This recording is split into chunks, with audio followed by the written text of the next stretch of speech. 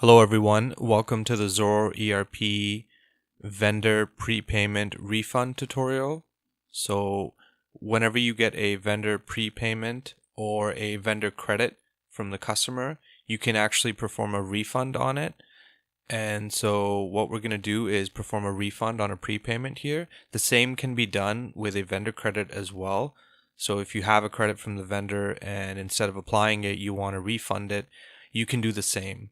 So let's go ahead. What you want to do is go to the prepayment center or the vendor credit center.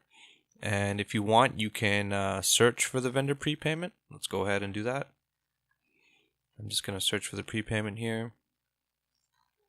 And once I've found it, I can just right click on it and go refund balance. And you'll see something like this, and you'll see something very similar if you do it from the vendor credit center as well. And we can put the amount that we want to refund. It can be the full amount or a partial amount. So let's go ahead and make this a full refund. And I can just click on record refund, click OK, and the vendor refund has been created.